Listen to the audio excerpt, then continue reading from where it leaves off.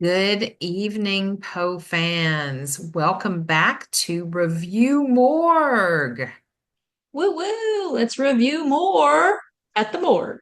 Yes, and as you can see, Jeannie and I both have black cats. Well, I guess your silhouetted cat could be any kind of cat, but we're going to assume it's black. Well, it technically it is black because it looks black, but it's the silhouetted black. Yes, with the blood red moon.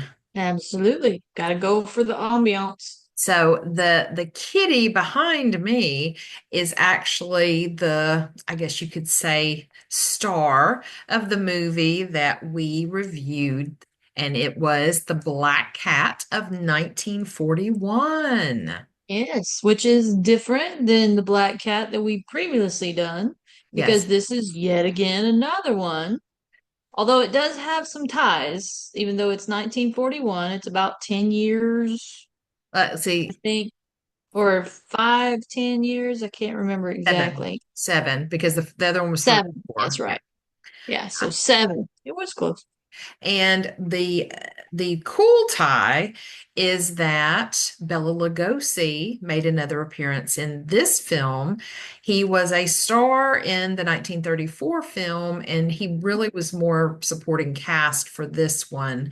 He played the groundskeeper Eduardo. Yes. And I kind of felt sorry for him, because I mean, he was lead in the first one, but then he was playing support on this one, even though it's Bela Lugosi and he did a great job either way. Oh, absolutely. And he played a really creepy guy. Yeah. Well, it's Bela Lugosi. He does that excellently. Oh yeah. He He's got the creep factor to the max. Yes, he does. So, some other people that were in this film, Mhm. it was really kind of cool seeing all these people. Yep. Basil Rathbone played the Hmm. title character of Montague. Montague Hartley. Yeah, There he goes was by Monty. Yes. And then two other, and we'll talk about this before we talk about some of the other actors in the film. Hugh Herbert played Mr. Penny, and Broderick Crawford played A. Gilmore Smith, and they called him Hmm. Gil. And as soon as you see them in a car driving to the eerie old mansion, you immediately get the vibes of Abbott and Costello. I mean, Yes. sound effects, voices, mannerisms, jokes, It, the whole bit. yeah, it was like they were doing a bit the whole movie. Yes, and it is portrayed as a comedy adventure horror film, and they definitely had the comedy going on. Absolutely. They are comedians, very much so. Absolutely. And then some of the other players were Anne Gwynn played the character of Elaine, Hmm. Gladys Cooper, who you might recognize. She was in, let's see, one or two Twilight Zone episodes, Hmm. and her name was Myrna. And then Gail Sondergaard played Abigail. She was the Creepy housekeeper. yeah, creepy housekeeper for the main character, and who was Henrietta, played by Cecilia Loftus. And then there was another couple people that had smaller parts. Claire Dodd was Margaret Gordon. John Eldridge was Stanley. Alan Ladd, who was Shane in a great Western, very sad ending, Yes. played Richard, and Ervil Alderson was Doc Williams. And that's pretty much the basis of the cast. Yeah. I mean, wait a minute. Who played grandmother? That the Henrietta. That was Henrietta. That's right. That's Henrietta. Was Okay. the grandmother. Cecilia Loftus was the actress. Okay, yeah. And could all I remembered her was grandmother because Oh. she didn't look like a grandmother, but she was dressed like a grandmother. She Mhm. acted like a grandmother. Actually, who was it? Myrna? Was that her name? Myrna started with an M. Yeah, Gladys What? Cooper's character, Yes, Myrna. married to Basil She, Rathbone. Yes. yeah, she looked older than the one that, than the grandmother. She did, and Alan Ladd's character was the son of Gladys Cooper Myrna, yeah. Erna, and I'm assuming Basil Rathbone. He never said dad, father, anything like that. Stepdad. They did They, say that he okay, was the stepdad, that he married Myrna for her money. yes, that's right. Hmm. I forgot about that because there was definitely an age difference between the two. Yes, it was kind of one of those way, December romances. Yes. And so Albert Rogel, Rogell, was the Hmm. director. And just looking at his IMDb, he did a lot of movies from back then, early 30s, even 20s. The Wrecker, Airhawks, Fighting Fate, The Flying Marine, Broken Arrow, which was a TV series. Hmm. The 20th Century Fox Hour, another TV series. So just kind of looking him up. So none of those titles just like ring out that, to me of anything big. So this was a No, huge ensemble cast that had some cred to their, yeah, for that time period, they definitely had some background in the industry. And yes. then, of course, the ones that had the most cred were the supporting actors. Oh, yeah, absolutely. And here's something that I was reading on the IMDb for this movie. So Hmm. apparently, Marlena Dietrich was uh, dating Broderick Crawford at the time in real life. She Ooh. stopped by the studio and for the character of, I'm trying to find it, the character I think of Claire. It was Hmm. a non-speaking part, but the Claire character had gone off stage or something, and she stepped in, and I did not catch that. And I thought that's a really cool little thing. Yeah. Well, hey, same time, same bat channel. She was in the right place at the right time. Yeah, and it was Claire. I found it. And then another cool thing on this was that Orson Welles saw this movie and he was very, very impressed with the cinematographer who was Stanley Cortez, that he actually hired him to photograph the Magnificent Ambersons, which was from 1942, which also took place in a Victorian era mansion. So I thought that was kind of a neat thing. So lots of things going on with this movie and, I guess, background, the after effects. So it's pretty cool. And so, Jeannie, do you want to give the synopsis of what it is about? Yeah, the synopsis of the story, even though it's named The Black Cat, and I love how they made the credits say suggestions from Edgar Allan Poe, because Yes. it definitely was very, very Yeah, it's all loosely. story, but there is one scene that is Yeah, right out of the movie, or right out of the yeah, story, sorry. yeah, the story. But this one takes place where a grandmother, the one that plays, Henrietta. yeah, Henrietta, thank you. I don't know why I can't think of her name, but Henrietta's character is old, but she is rich. She owns this estate, and she is the epitome of the crazy cat lady. Yes. She has cats and cats upon cats. She even has a cat crematorium Yes. on the ground, and every time her one of her cats dies, that she cremates it, puts it in an actual Ming vase. Yes. She doesn't even scrimp on the vases, and has a nice little memorial and memoriam crema. What is it? Not it's not Memoriam the in the crematorium and crematorium. then more. Yeah, way too ums. Um, and then she even had a plan that when she died, that she was going to be cremated and put with her cats. Yes. So I was like, well, part of this was like, whoo, I'm seeing my own future here. Yeah. But no, I'm not rich, don't have my own thing. Although I would have that many cats. I'm just saying.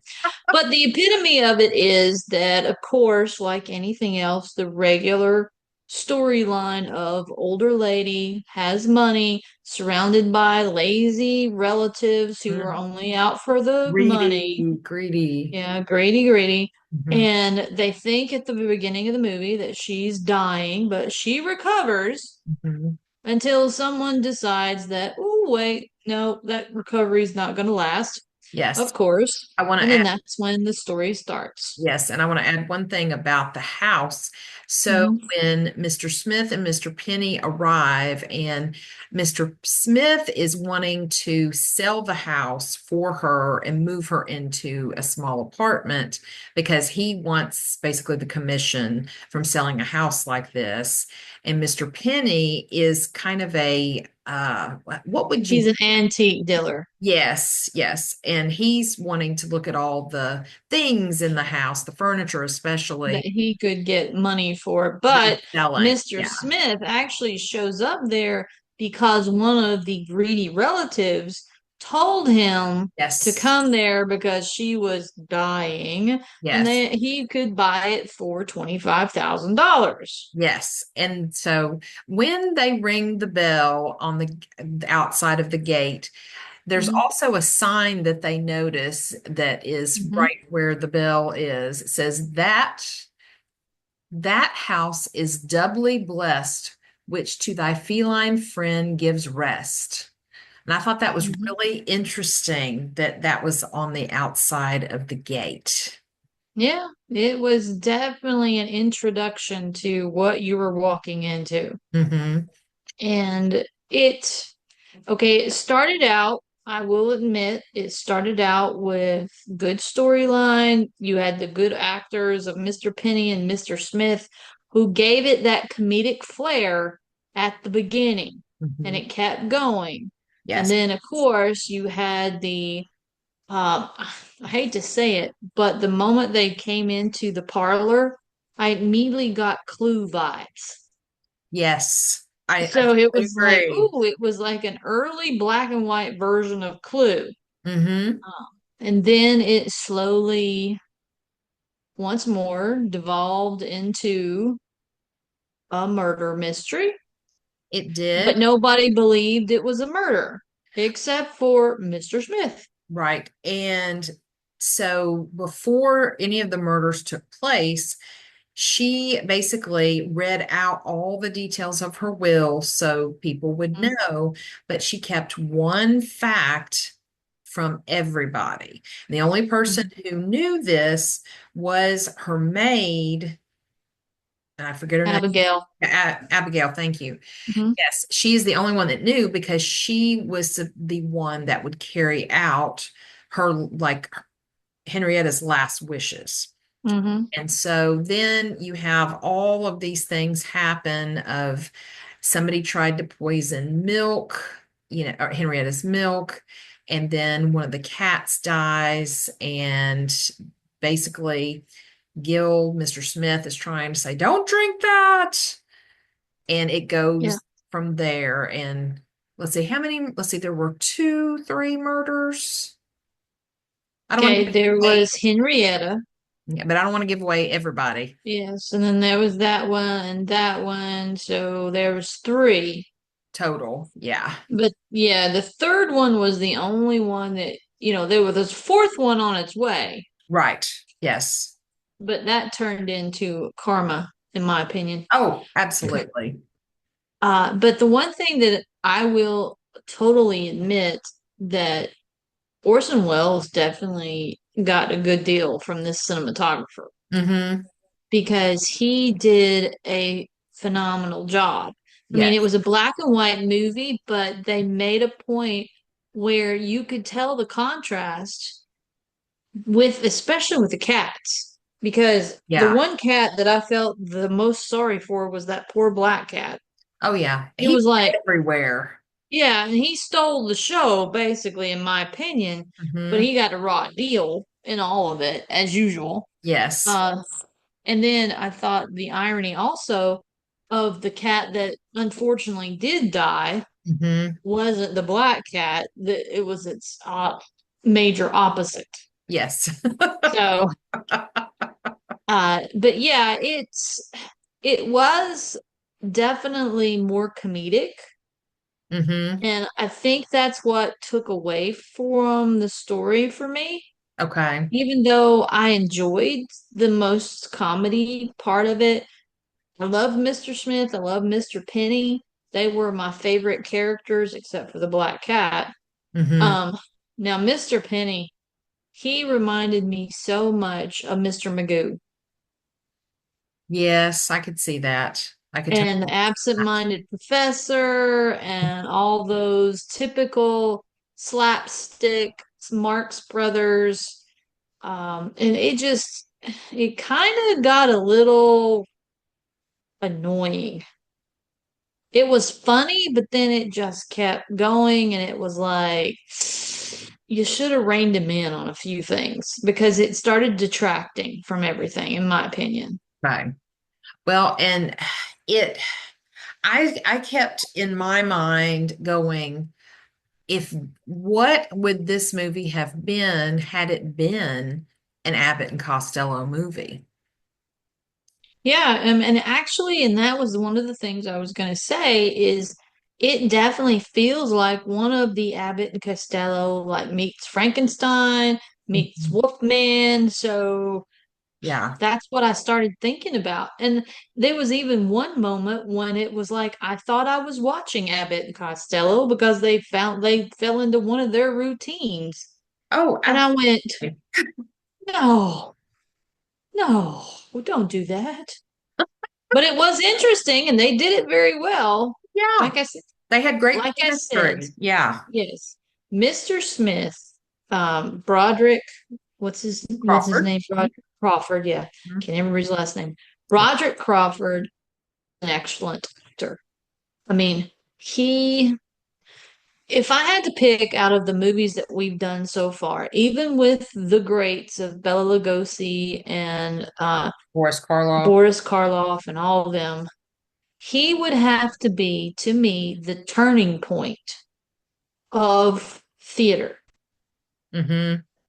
And when you were talking about moving theater, movies and everything, because the steady progression and all this right here to me felt like the stepping stone into the next era Yeah. because he pretty much carried the whole movie and the whole cast, in my Yeah. opinion. He totally did. And just Yes. to kind of give like a little background of Broderick Crawford, he Hmm. probably the biggest movie he was in was All the King's Men in 1949. He played Willie Hmm. Stark. He was also in Born Yesterday, which is with Judy Holliday and William Holden. If you haven't seen that one, it's a great film. It's comedic. It's got some musicality in it. He was also in Convicted in 1950, and then he's done several other things. He's got a very long list on his filmography, but those were probably the Hmm. biggest things he was known for. So excellent actor. Very much so. And it it had a good storyline, but it was not an Edgar Allan Poe story by any means. Oh no, It had the mimics of certain things. mhm. Uh like it tried to play off on the gothic and those kinds of things. Didn't do it very well, but they tried. So it wasn't until, in my opinion, the very end that we actually saw true Edgar Allan Poe influence. Because Absolutely. even though there was a black cat running around, that was it. It was just a name only, black cat. Yeah, and every time something bad happened, the black cat was there. And Mr. Smith was allergic to cats, so if they didn't know that there was a cat around, he started sneezing, so you knew there was a Hmm. cat somewhere close. And then, yeah, every time something bad happened, so again, it kind of promoted that black cats are like bad and spooky and everything else. Well, and it also made a point of saying that every time the black cat came around, that person would die. If Yes, the black cat was around yes. that person would die. So they were playing off of the mythos of the poor black cats and the bad, Yes. wonderful stuff. The house was definitely like a creepy old mansion, a haunted house, full of secret passages, Mhm. dark shadows around every corner, had candles, the big windows and Storm that came out of Yep. nowhere as The usual. storm, had the creepy music, everything to mix in together to create a fantastic murder mystery. And Hmm. the thing I want to say too is Abigail, Gail Sodengard, Hmm. that actress reminded me so much of the movie Rebecca and the actress Judith Anderson who played Mrs. Danvers. That Hmm. stoic look, all dressed in black, just like collar up to here, her hair all bound up, and it was like mimicking that so much.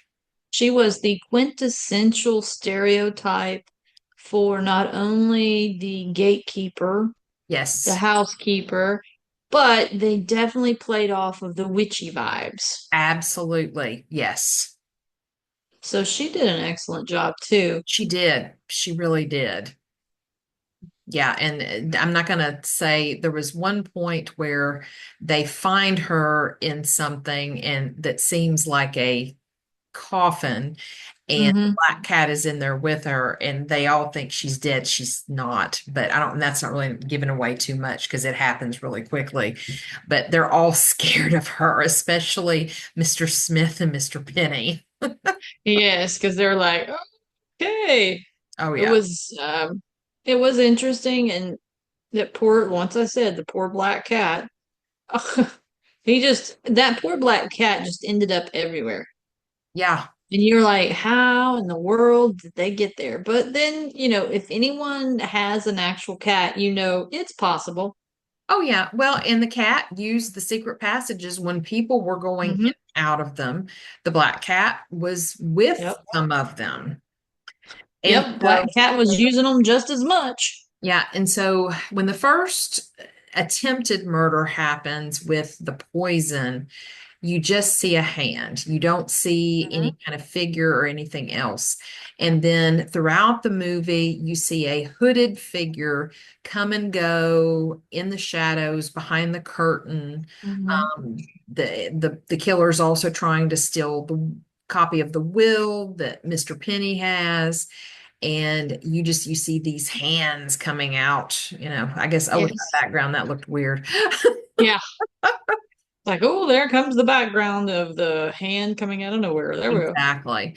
And so, building up the suspense and, like Jeannie said, the storm happened and it had all the right elements for a murder mystery.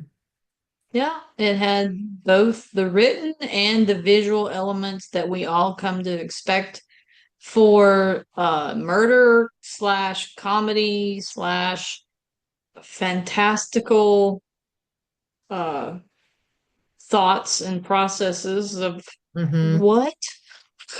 Because I kept doing that quite a bit too, going, no.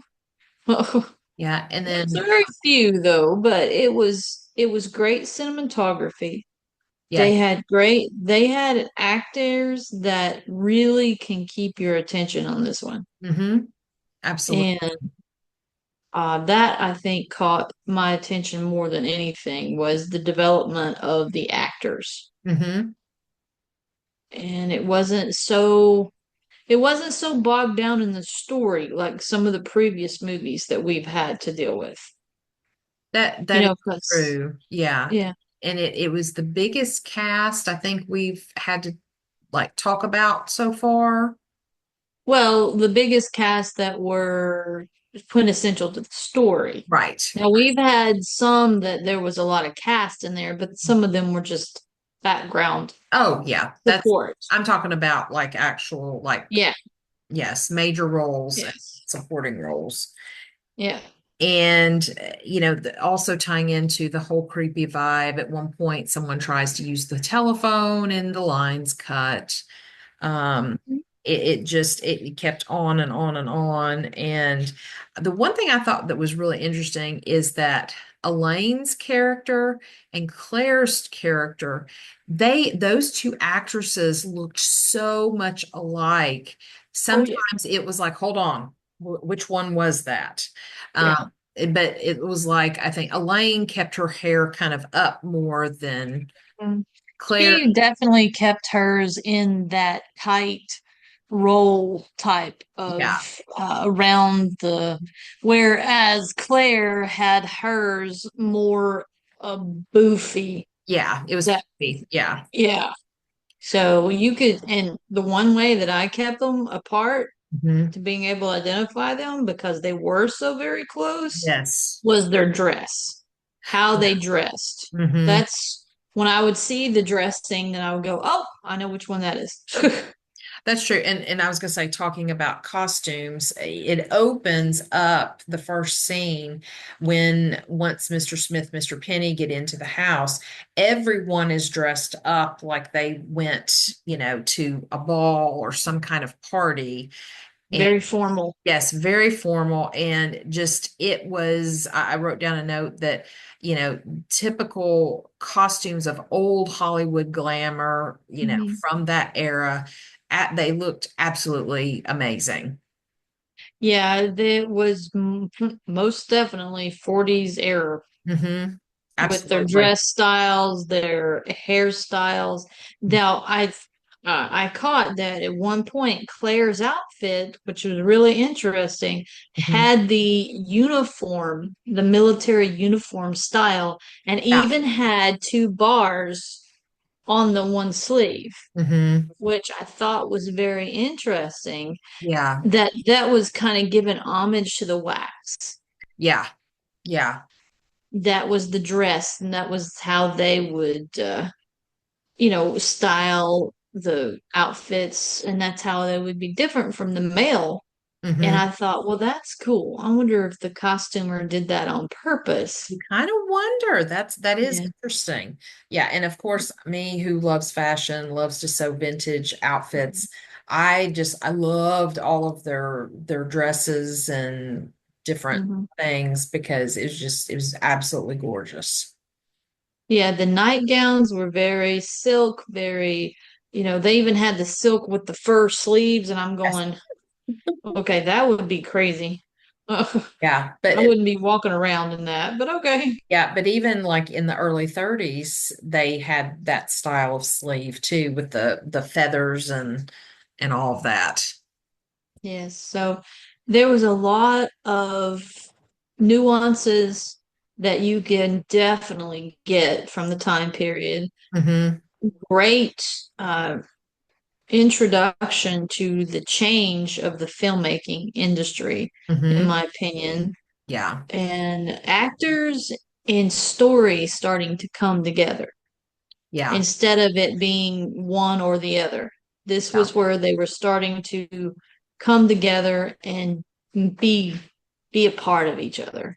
And that was interesting to me. Yeah. I totally agree with you. It had I guess it, it's almost formulaic with all of the things that, Hmm. contained. And kind of like with what you said, you made a comment just a minute ago, Jeannie.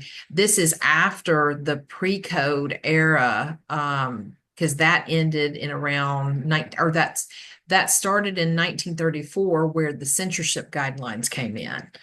And Hmm. so, even though they were in their night clothes, they were not that there was nudity in those pre-code films, but it was a lot looser and more cut low, and they didn't really mask things as well back, Hmm. where the guidelines came into play. Yeah. It was definitely less Betty Boop. Yeah. It had a little nuance to Betty Boop, Hmm. but they kept it very close, close to the vest. No pun intended, but Oh yes, definitely gosh. pun. Um, Own the pun. Always own the I'm pun. I'm on the pun all the time. Okay. Uh, Absolutely. And we don't want to give away the one element that besides just having a black cat in the movie, just like the mhm, 1934 version did, we don't want to give away the other element that is so close to the black cat mhm. story. So we're going to keep that as a secret. So, because we want you to go watch it and find that for yourself. And I will say that, like other things, there was more uh allusion to other Edgar Allan Poe influences rather than just the one black cat. Yeah. I mean, I caught definitely premature burial in there. Hmm. You had a little bit of the satire that he loves and, so much. Absolutely. Yeah, he would have, even though it was definitely not the story, the original Mhm. story of the Black Cat, he would have Right. loved the humor. Totally. Yes, it would have been right up his alley with this. Hmm. Yeah, Alley I Cat. liked it. I liked it for that time. For that, yeah, alley cats. Yay. So it Trying, was it was a good one absolutely. I was looking at for my the notes most part. to see if there's any other thing that I wanted to talk about before we give our Raven calls and Black Cat hisses. I Yeah. just, it going into this movie, and I can talk about this more with when I score it. Well, I tell you what, let me say this before. So this is another Universal picture. And Hmm. so coming from Universal, they at this point, it had been 10 years since Dracula, and they really knew how to make a horror movie. Um, and adding in some comedic elements in this one was really pretty neat. Um, Yeah. and I noticed just, and granted, it's going to be several seasons before we get to the 1980s, but I did notice on IMDb there is another movie called The Black Cat from 1981. Oh So yeah. There's a lot there coming. are a They lot, love yes, and Telltale they Heart love to especially. redo them. They love to redo them and Yes. redo them. But the one thing I will say is that with Universal doing this film, they know what they're doing, you know, Hmm. and They're yeah, definitely getting it. yeah, you can't take that away from them. Mhm. No, they have the monster and the horror on lock. Yeah, But now they're trying to get the comedy and the story to step up. absolutely. And at this point, there were a lot more comedies coming into play. Hmm. This was, during the whole noir phase. And, noir, most don't have that much comedy. Occasionally there'll be a comedic line here or there, but that's more banter between a male and female character or something. Right. Um, and so, Casablanca pops into my head from that. yeah, exactly. And so, you know, we can't say too much more about the film because we'll be giving too much away.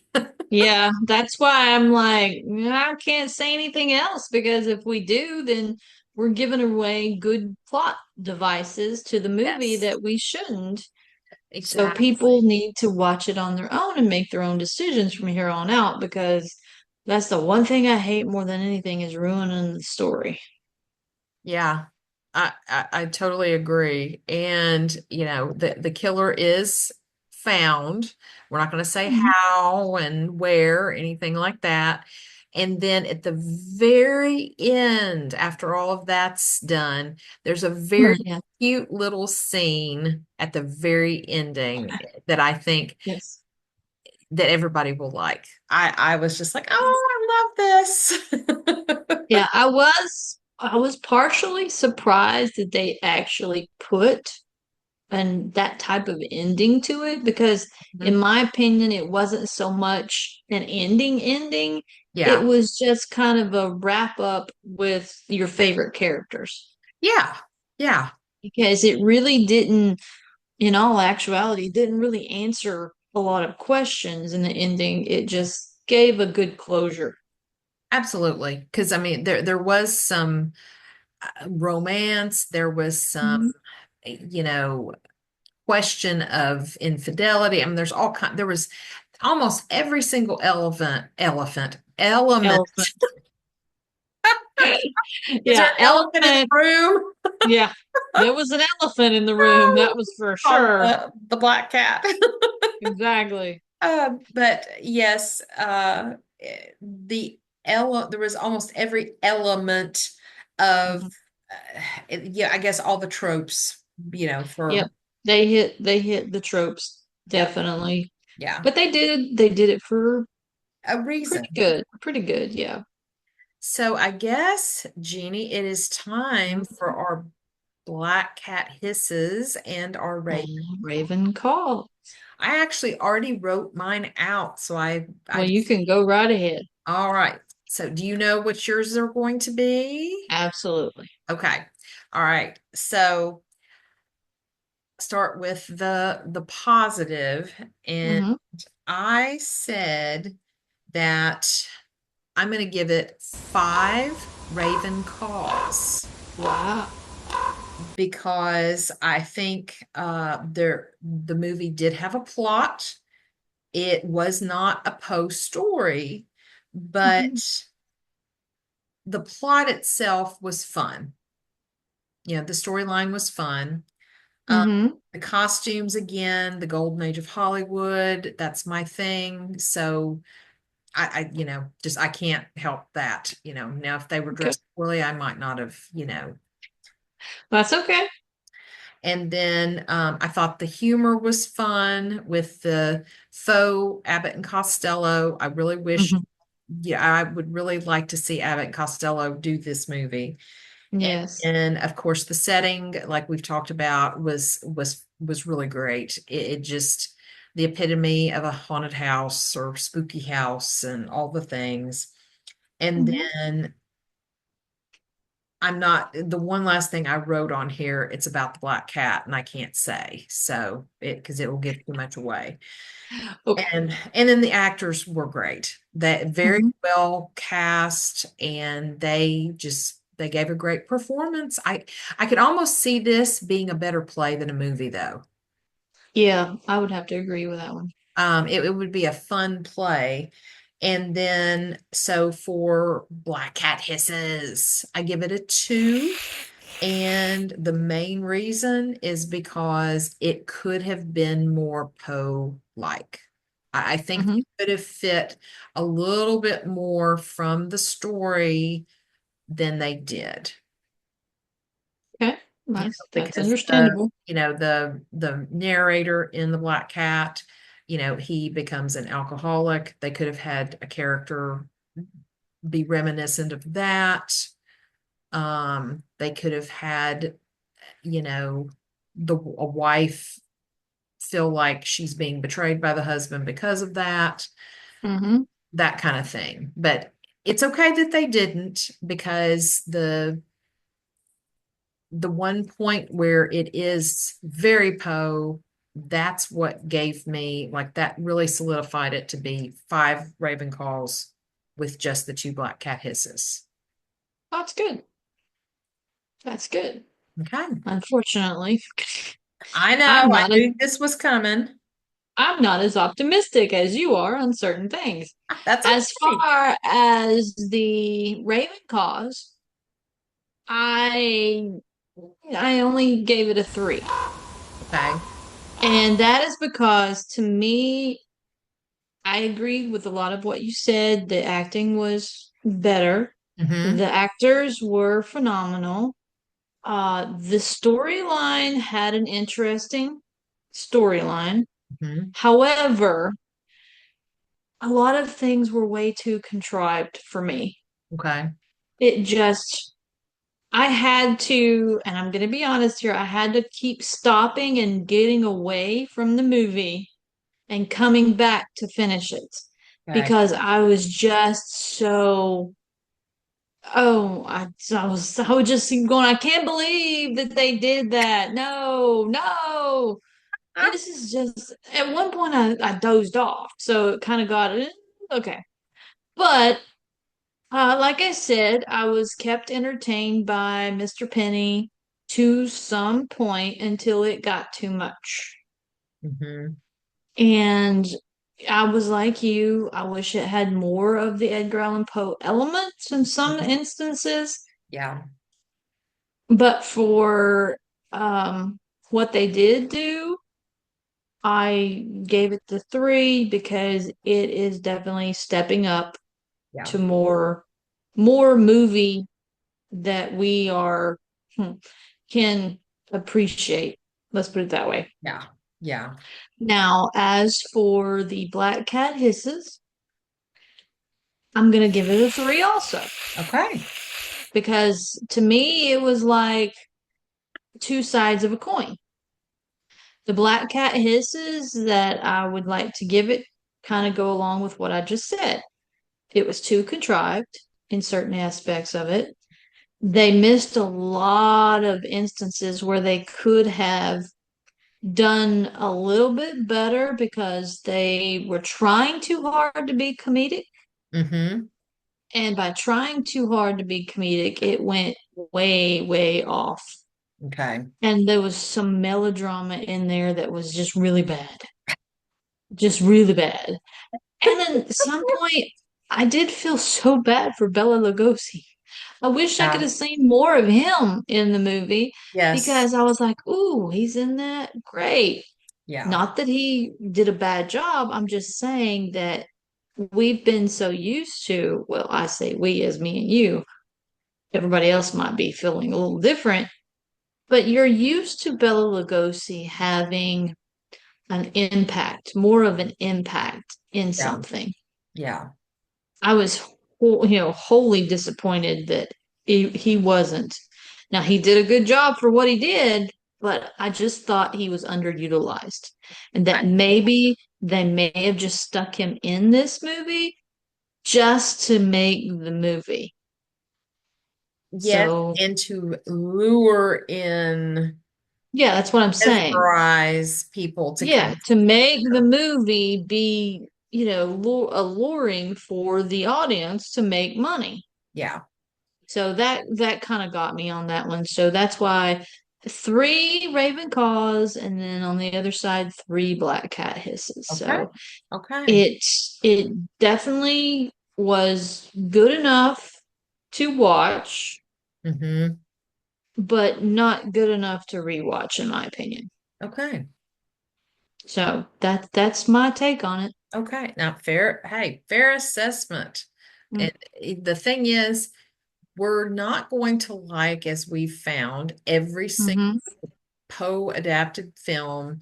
Um, and we're going to like some for different reasons, and some we're going to Yep. absolutely hate. I mean, and Yes. you hate to say that, but it is what it is.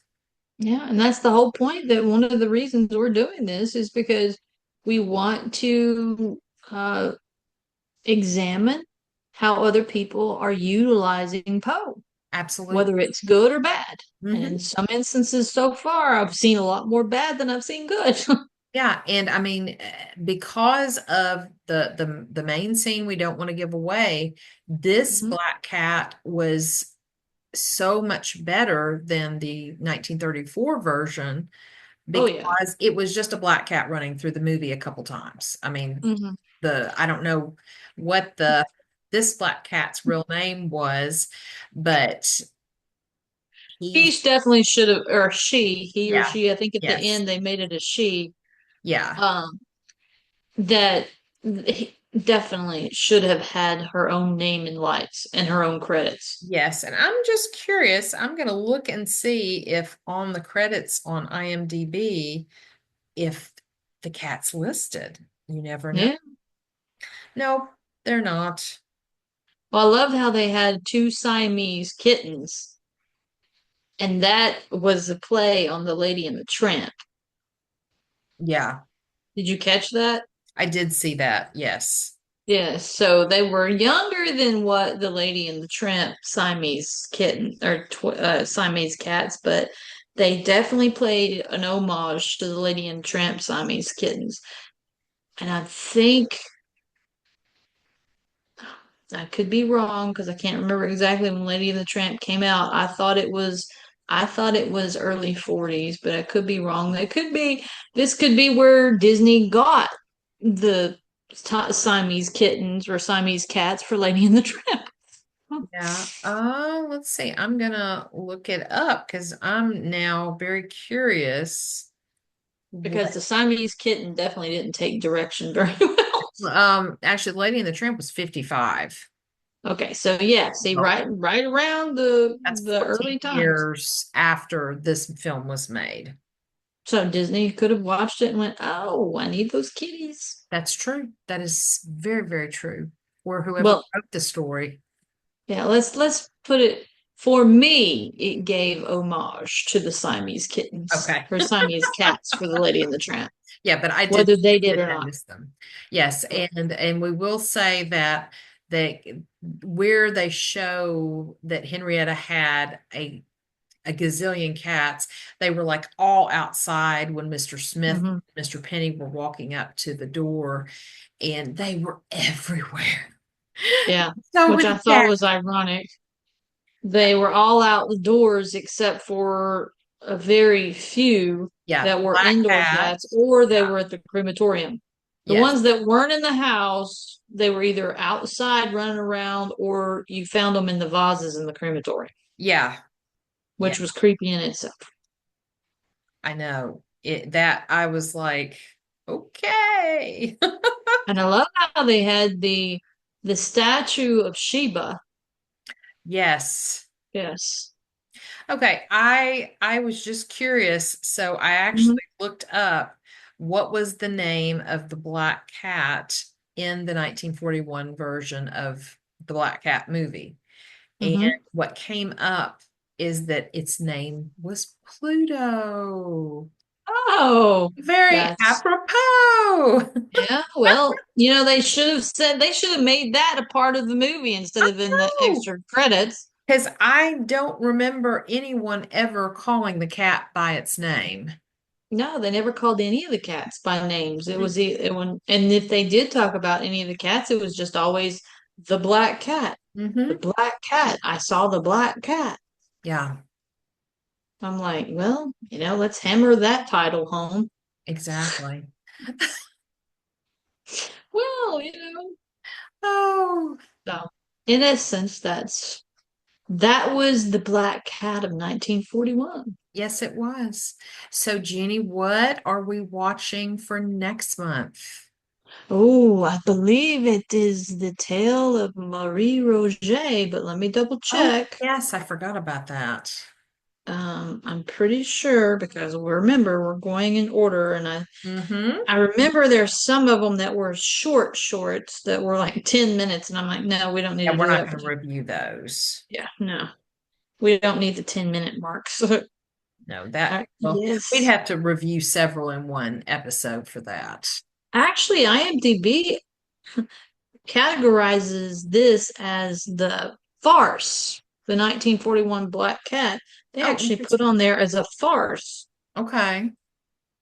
Okay, so yes, it is The Mystery of Marie Roget, What year? starring Maria Montez, Patrick Knowles, and Maria Ospenk Ospenk Ospenkas. Ospenskaya. Oh, I love Yeah, her. Ospenskaya, and directed by Phil Rosen. Okay.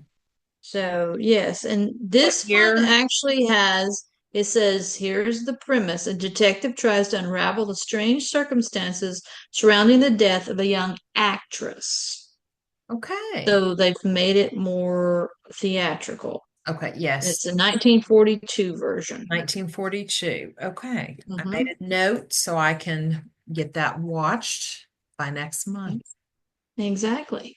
And then for anyone who's watching, catch us at Poe Unplugged and join us for the upcoming. We're reading The Assignation this Tuesday, Mhm. March the 27th. 25th. 25th.